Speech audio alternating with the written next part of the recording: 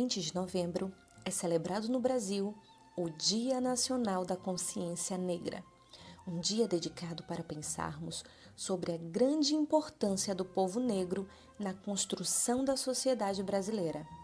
A data, 20 de novembro, foi escolhida porque foi o dia da morte de Zumbi dos Palmares, um dos maiores líderes negros do Brasil que lutou pela libertação do seu povo da escravidão. Por essa razão, vamos contar agora a história de Zumbi dos Palmares. Zumbi nasceu em 1655, em uma das aldeias do Quilombo dos Palmares. O Quilombo era uma aldeia formada por escravos fugitivos. O Quilombo dos Palmares recebeu esse nome pela grande quantidade de palmeiras que existiam no local em que se desenvolveu, a Serra da Barriga, localizada no estado de Alagoas. Inicialmente, Palmares se formou por alguns escravos fugitivos dos engenhos instalados em Pernambuco. Mas, com o tempo, outros escravos fugiram e se instalaram lá. Acredita-se que o Quilombo chegou a ter mais de 20 mil habitantes. Ainda pequeno, Zumbi foi capturado e entregue ao padre Antônio Melo. O padre resolveu chamá-lo de Francisco. O tempo passou e Francisco, já adolescente, lia, escrevia, falava latim e português, interessava-se pelas estratégias do jogo do xadrez e ajudava nas missas como coroinha. O padre Antônio Melo escreveu várias cartas a um amigo, exaltando a inteligência do garoto. Era um garoto brilhante. Por volta de 1670, com 15 anos, Zumbi fugiu e voltou para o Quilombo. Neste período, o Quilombo dos Palmares já tinha um líder. Era o tio de Zumbi. O seu nome era Gangazumba. Porém, este líder já estava cansado de tantas lutas para defender o Quilombo e estava decidido a assinar um acordo de paz. Mas o acordo não iria acabar com a escravidão, e isso desagradou boa parte dos integrantes do Quilombo. Foi nesse momento que Zumbi rompeu com seu tio Gangazumba e passou a ser aclamado como grande chefe por aqueles que ficaram em Palmares. Zumbi tornou-se um dos líderes mais famosos de Palmares. Alguns dizem que o nome Zumbi significa força do espírito presente. Ele lutou incansavelmente contra a escravidão dos negros e era reconhecido como um protetor leal e corajoso do seu povo. Zumbi era um extraordinário e talentoso dirigente militar. Explorava com inteligência as peculiaridades da região. Durante 17 anos, Zumbi comandou o maior quilombo de todo o período colonial da América Latina. Substituiu a estratégia de defesa passiva por um tipo de estratégia de guerrilha, com a prática de ataques de surpresa a engenhos, libertando escravizados e apoderando-se de armas, munições e suprimentos, o que passou a incomodar não só os senhores de engenho, mas o próprio governo colonial. Os colonizadores e senhores de engenho queriam continuar explorando as riquezas do Brasil com o trabalho do povo negro, pior, escravizando o povo negro. Portanto, Zumbi lutou para que o Quilombo não fosse destruído pelos colonizadores. Lutou pela liberdade do povo negro, lutou contra a escravidão.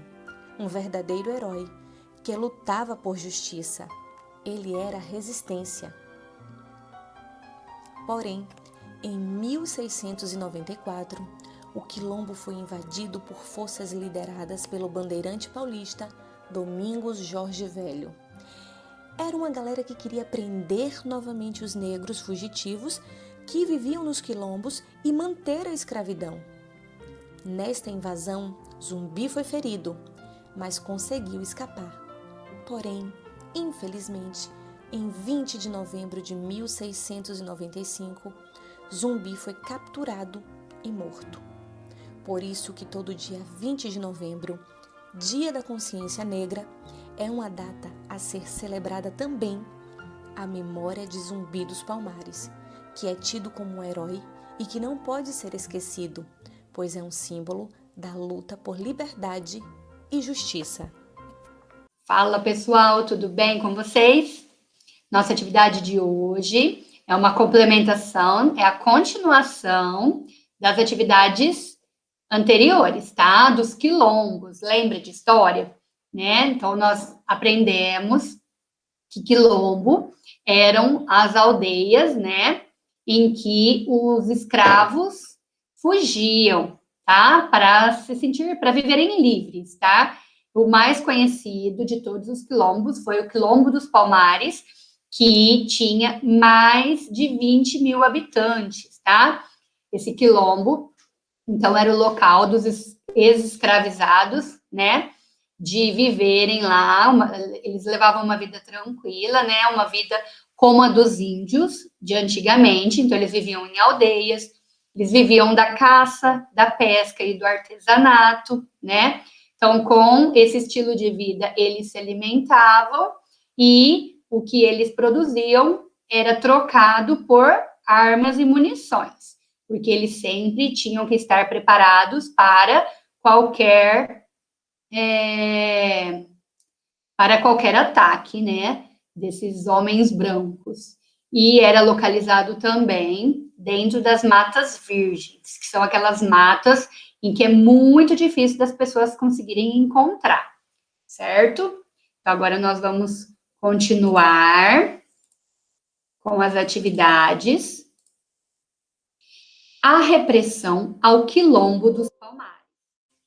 Com a expulsão dos holandeses do Nordeste do Brasil, acentuou-se a carência de mão de obra para a retomada de produção dos engenhos de açúcar da região. Então, como os holandeses foram embora, né, foram expulsos, então eles precisavam de muito mais mão de obra para as plantações da cana-de-açúcar, tá? Dado o elevado preço dos escravos africanos, os ataques a Palmares aumentaram, visando a recaptura de seus integrantes. Então, eles precisavam muito da mão de obra escrava, né? E o preço dos escravos era muito alto. Então, ao invés deles deles pagarem mais escravos, eles atacavam os quilombos, tá? Eles tentavam lá recapturar esses escravos que ficava mais barato para eles. A prosperidade de Palmares, por outro lado, atraía a atenção das pessoas e o governo colonial sentiu-se obrigado a tomar providências para afirmar o seu poder sobre a região. Então, a vida lá nos quilombos estava sendo muito boa, né, para os ex-escravos. E aí o governo, né, teve que tomar alguma providência para mostrar quem é que manda, né, que não é assim. Qualquer um vive do jeito que quer. Lá eles tinham que comandar, eles tinham que obedecer o governo, tá? O governo colonial de Portugal. Em carta à coroa portuguesa, ou seja, ao rei, um governador-geral disse que os quilombos eram mais difíceis de vender do que os holandeses. Então, era mais difícil de capturar esses escravos e de encontrar esses quilombos do que foi de vencer esses holandeses. Foram necessários, entretanto, 18 expedições, organizadas desde o período de dominação holandesa, para vencer definitivamente o Quilombo dos Palmares. Então, eles tentaram invadir o Quilombo dos Palmares 18 vezes até eles conseguirem, tá? A ação de Domingos Jorge Velho. Após várias investidas relativamente infrutíferas contra Palmares, o governador-geral contratou o bandeirante paulista Domingos Jorge Velho para acabar de vez com o quilombo. Então, todas as vezes que eles faziam essa expedição, eles não conseguiam, eles voltavam de mãos vazias. Então, o governador-geral contratou o bandeirante Domingos Jorge Velho, tá? O quilombo passou a ser atacado pelas forças desse bandeirante que, mesmo experiente, né, ele tinha muita experiência na guerra de extermínio, tiveram grandes dificuldades em vencer as táticas dos quilombolas. guerras. Então, eles contrataram o Domingos Jorge Velho porque ele tinha muita experiência nas guerras, né? Ele matava muitas pessoas na guerra, muitos inimigos na guerra. Mas mesmo assim, eles tiveram muita dificuldade de vencer. Por quê? Porque os quilombolas eram muito bem preparados, né? Eles lutavam. Lá nos quilombos, eles ficavam praticando essas lutas também, né? Tudo para eles se defenderem. E eles eram muitos, né? Em janeiro de 1694, após um ataque frustrado, o exército bandeirante iniciou uma empreitada vitoriosa, com um contingente de 6.000 homens, bem armados e municiados, até mesmo com artilharia. Então, em janeiro de 1694, ele iniciou uma outra invasão, tá? E nessa invasão eles tinham 6.000 homens, muito bem armados, tá? Com muita munição, muita artilharia, para enfrentar esses escravos. Um quilombola, chamado Antônio Soares, foi capturado e, mediante a promessa de Domingos Jorge Velho de que seria libertado em troca da revelação do esconderijo do líder, delatou o Zumbi, que foi encurralado e morto em uma emboscada no dia 20 de novembro de 1695. Então, nessa expedição aí, nessa tentativa, que haviam 6.000 homens, eles capturaram um quilombola, tá? Esse Antônio Soares, e eles prometeram para ele que se ele contasse onde estava o líder deles, eles soltariam, né? O Antônio Soares. Então, com essa promessa, o Antônio Soares acabou dedurando o Zumbi. Ele disse onde o Zumbi estava escondido. Então, eles foram diretamente na aldeia do Zumbi. Foi quando eles conseguiram capturá-lo, tá? Numa emboscada, e mataram o Zumbi no dia 20 de novembro do ano de 1695. A cabeça de Zumbi foi cortada e foi enviada para Recife, onde foi exposta em praça pública, no alto de um mastro, para servir de exemplo a outros escravos. Vocês se lembram da história de Tiradentes que nós contamos? Que após Tiradentes ser morto, né, pela coroa portuguesa, né, a mando do rei, eles arrancaram, eles cortaram todas as partes, né, do corpo de Tiradentes e colocaram uma parte em cada entrada da cidade de Minas Gerais, para que as pessoas vissem e tivessem medo de enfrentar novamente o rei e as leis do rei, tá? As leis coloniais. E aqui foi a mesma coisa, eles arrancaram a cabeça do Zumbi e deixaram no alto de um mastro, tá lá em cima, para que todos pudessem ver. Então, todos viam e tinham medo, né, de fugir novamente, porque eles poderiam acabar da mesma forma. Sem a liderança de Zumbi, lá por volta de 1710, o quilombo foi se desfazendo e acabou por completo. Que triste, né? Então, agora, uma atividade. Vocês vão entrevistar um quilombola. Mas como, professora? Onde que eu vou achar um quilombola? Então, vocês vão imaginar que imagine que você seja um repórter e esteja entrevistando um habitante do Quilombo dos Palmares, que sobreviveu aos ataques organizados pelo bandeirante Domingos Jorge Velho. Tá? Então, de acordo com o texto que eu acabei de ler para vocês, vocês vão completar a entrevista fazendo as perguntas. Mas fique atento.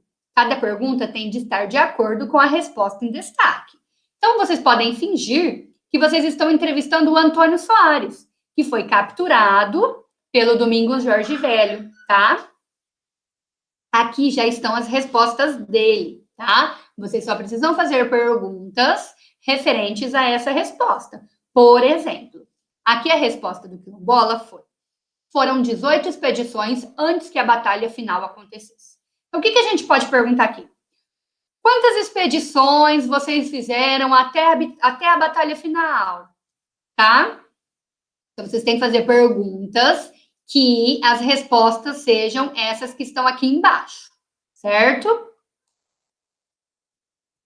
Zumbi dos Palmares. Zumbi, da cidade de Alagoas, do ano de 1655 até 20 de novembro de 1695. Ou seja, o Zumbi nasceu na cidade de Alagoas, ele nasceu no ano de 1655 e ele morreu no dia 20 de novembro de 1695, tá? Zumbi foi o último dos líderes do Quilombo dos Palmares. Zumbi nasceu livre em Palmares, em 1655. Ele não nasceu escravo, mas foi capturado e entregue a um missionário português quando tinha aproximadamente 6 anos, tá? Ele foi batizado com o nome de Francisco.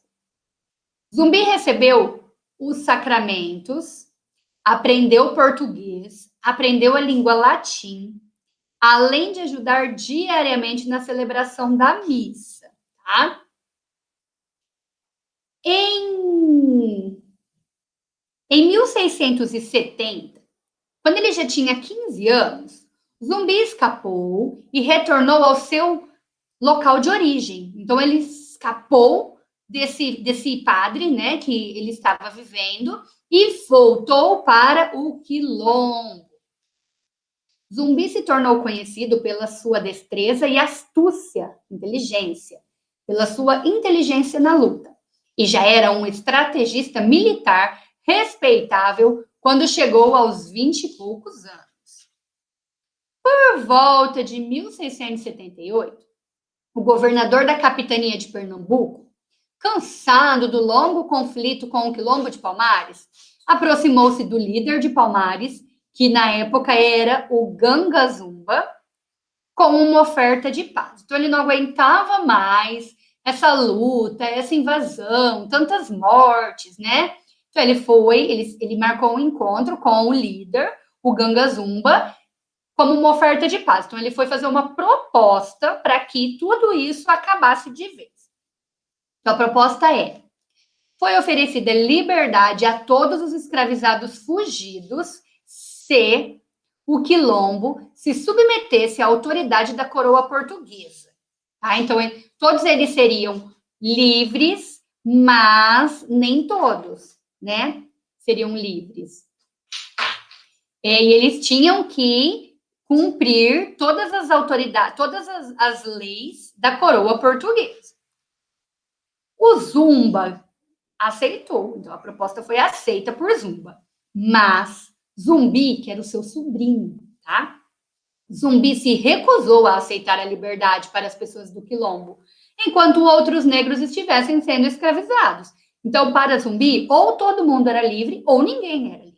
Não dava para ser alguns e outros não, né? Porque isso seria injustiça. Ele rejeitou a proposta do governador e desafiou a liderança de Ganga Zumba.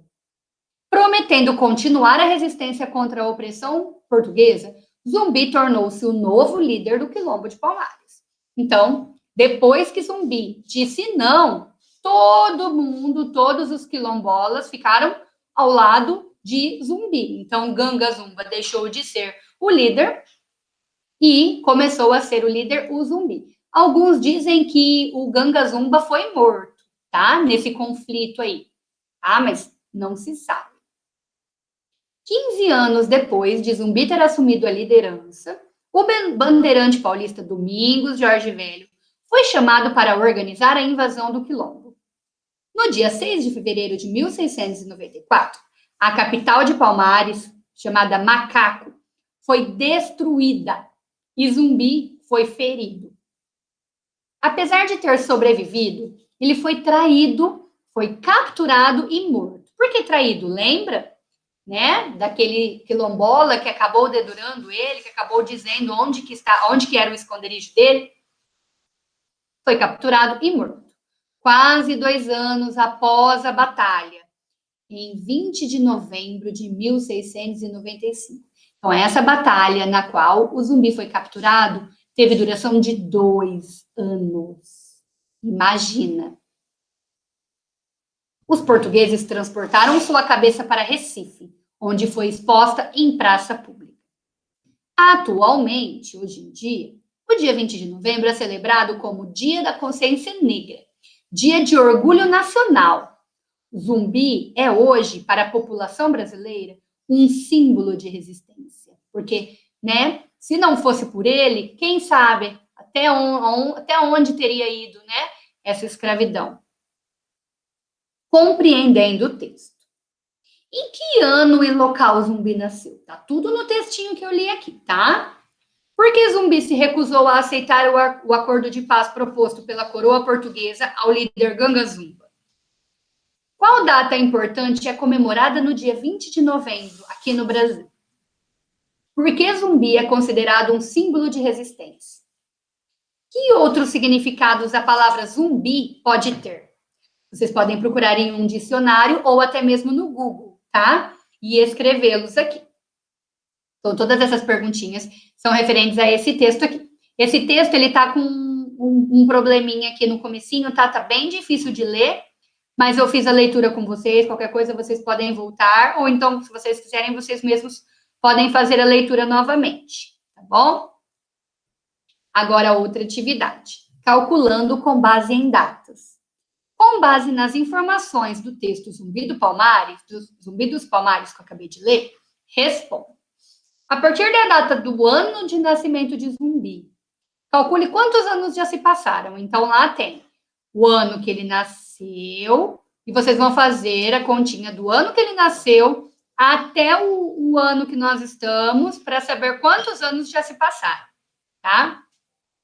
Com quantos anos Zumbi morreu? Lá tem também. Se Zumbi fosse imortal, ou seja, se até hoje ele estivesse vivo, quantos anos ele teria hoje? Em 1678, o governador da capitania de Pernambuco fez uma proposta de paz ao líder Ganga Zumba. Quantos anos Zumbi tinha na época desse acordo? Tá? Então, esses anos estão todos aqui no textinho falando, tá? Deem uma olhada aí, façam a continha se precisarem, tá? Agora, vocês se lembram que vocês entrevistaram o quilombola. Agora, você vai ser o entrevistado. Uma entrevista é composta por perguntas sobre determinado assunto e respostas do entrevistado. Então, entrevista é um tipo de texto também, só que um tipo de texto com perguntas e respostas, tá? São perguntas e respostas de um tipo de assunto. Para saber quanto você já aprendeu sobre a história dos quilombolas, responda as perguntas da entrevista. Então, aquela entrevista lá já tinha as respostas, vocês precisavam formar as perguntas. Agora, são vocês que vão responder de acordo com o que vocês aprenderam, tá? Coloquem aí as palavras de vocês, tá? Se vocês não conseguirem responder, podem voltar no vídeo, podem assistir novamente, tá? Podem ler, porque eu vou enviar, nós vamos enviar também em PDF para vocês lerem, tá? Então, se não conseguir responder, pode assistir novamente. Produção de texto. Em 1685, o rei de Portugal, que na época era o Dom Pedro II, escreveu uma carta a Zumbi, propondo perdão. Leia o texto dessa carta. Então, olha, é uma carta, a gente percebe que é uma carta antiga, porque tem esse tipo de papelzinho aqui, ó, que ele era enroladinho assim, né, o que a gente chamava de pergaminho, tá? E, geralmente, as cartas, né, da coroa, essas cartas importantes, eles faziam sempre com essas letras aqui, ó. Eram letras formais, tá? Então, vamos lá. Eu, é o rei, faço saber a vós, capitão Zumbi dos Palmares, que hei por bem, perdoai-vos de todos os excessos que haveis praticado, assim contra minha real fazenda, como contra os povos de Pernambuco. E que assim o faço por entender que vossa rebeldia teve razão nas maldades praticadas por alguns maus senhores em desobediência às minhas ordens, às minhas reais ordens. Convido-vos a assistir em qualquer instância que vos convier, vossa mulher e vossos filhos, e todos os vossos capitães, livres de qualquer cativeiro ou sujeição, como meus fiéis e leais súditos. sob minha real proteção, do que fica ciente meu governador, que vai para o governo dessa capitania, Dom Pedro II. Então, essa carta antiga é diferente das cartas que nós escrevemos hoje em dia, né? Que nós trabalhamos também as cartas, né? Então, a nossa carta a gente sempre coloca a cidade, o dia de hoje, sempre tem o nome da pessoa como título. No final tem aquela despedida, um beijo, um abraço, né? E o nome de quem escreve. Então, é uma carta diferente, tá? Organizada de uma forma diferente, com essa letra mais formal. E vocês viram quantas palavras difíceis, né? Voz, né? Realeza, súdito, sujeição, né? Capitania. Então, são muitas palavras que são bem formais, né? Que hoje em dia a gente quase nunca escuta. Na história real, Zumbi não responde a carta. E os ataques a Palmares prosseguem. Então, se Zumbi tivesse respondido essa carta, poderia ter acabado, né? Mas o rei não estava dando liberdade para os escravos. Por isso, Zumbi não aceitou. E por conta dele não ter respondido a carta, os ataques continuaram, tá? Agora, imagine que Zumbi tenha respondido a carta, expondo seus motivos para não aceitar o acordo. Então, imagine que você seria o Zumbi e que você precisaria responder. Você quer responder essa carta. Então, você vai colocar aqui, ó, todos os motivos para você não aceitar esse acordo de paz. Como seria essa carta-resposta? Então, aqui vocês vão escrever como se vocês fossem um zumbi. Tudo bem? Bom, por hoje é só. Essas são as atividades, tá?